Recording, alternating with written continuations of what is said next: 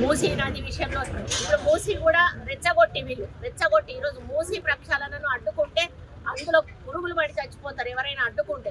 ఎందుకంటే మూసీ ప్రక్షాళన అనేది జరిగితే అది హైదరాబాద్కు ఎంతో వన్నె తెస్తుంది, హైదరాబాద్ ప్రజలకు వన్నె తెస్తుంది, రేపు పర్యాటకులను ఆకర్షిస్తుంది, పెట్టుబడులను ఆకర్షిస్తుంది.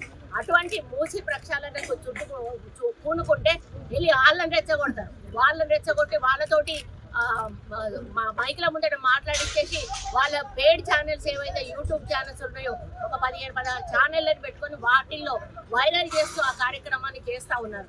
ఈరోజు ట్రైబల్లను కానీ ఎస్సీలను కానీ ఎస్టీలను కానీ గుండెల్లో పెట్టుకొని చూసుకునే పార్టీ ఏదైనా ఉన్నదంటే కాంగ్రెస్ పార్టీ. ఈ రోజు కాదు, ఇందిరాగాంధీ హయం నుంచి ఈ రోజు వరకు కూడా ఇందిరమ్మను మర్చిపోలేనటువంటి వర్గాలు ఏమన్నా ఉన్నాయి అంటే ఆ రోజు ఇందిరమ్మ ఎస్సీ ఎస్టీ ట్రైబల్స్ వీళ్ళు మాత్రమే. ఎందుకంటే ఆ రోజు భూదానం చేసింది ఆమె, ల్యాండ్ సీలింగ్ తెచ్చి వీళ్ళకి భూములను పంచింది, ఇండ్లు ఇచ్చింది, వాళ్ళకి ఎన్నో రకాల సౌకర్యాలను కల్పించింది, 20 సూత్రాల ఆర్థిక పథకాన్ని తెచ్చింది, బ్యాంకులను జాతీయం చేసింది, రాజభరణాలను రద్దు చేసి ఆ రోజు అప్పటి నుంచి ఇప్పటి వరకు కూడా వాళ్ళని గుండెల్లో పెట్టుకుని. మరి మీరేం చేశారు?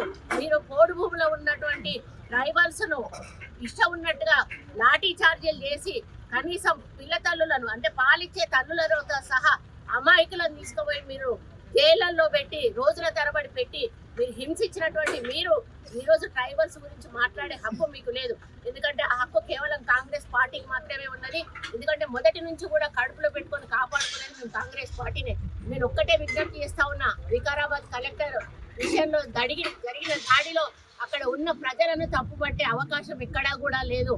కావాలని కేటీఆర్ ఒక వెనుక ఉండి తను అదృశ్యహస్తంగా మారి రెచ్చగొట్టి ఈ కార్యక్రమాన్ని చేయించాడు అనేది జగమెరిగిన సత్యం. అందులో మీరు పావులైపోయారు. దయచేసి ఇక ముందు బీఆర్ఎస్ వాళ్ళు ఇటువంటి ప్లాన్లు చాలా చేస్తారు. ఎందుకంటే ప్రభుత్వాన్ని ఎదుర్కోవడానికి వాళ్ళకి ఎక్కడా కూడా ఏమీ దొరకనప్పుడు ఏం చేస్తున్నారు, వాళ్ళు క్రియేట్ చేసి దాన్ని సీన్ చేస్తూ ఉన్నారు. ఈ విధంగా క్రియేట్ చేసి అమాయకులను బలి చేస్తూ ఉన్నారు. అదే విధంగా ఈరోజు మరి సురేష్ను మీరు ఎందుకు అప్పచెప్పట్లేదు? ఆ రోజు సురేష్ బాజాప్తా కలెక్టర్ గారిని తీసుకెళ్లిన వ్యక్తి ఆయన. ఎందుకు తీసుకెళ్లాడో ఆయన చెప్పాల్సిన అవసరం ఉన్నది. 48 సార్లు ఒక వ్యక్తితో మాట్లాడి ఏం సంభాషణ జరిగిందో చెప్పాల్సిన అవసరం ఉన్నది. ఈరోజు విదేశాలలో దాచుకున్నటువంటి ఫోన్ ట్యాపింగ్ సంబంధించిన అధికారులు వాళ్ళని కూడా రప్పించాల్సిన బాధ్యత మీ మీద ఉన్నది. ఇవన్నీ వదిలేసి మళ్ళీ ప్రభుత్వం మీద బురద జల్లే ప్రయత్నం చేస్తా ఉన్నారు.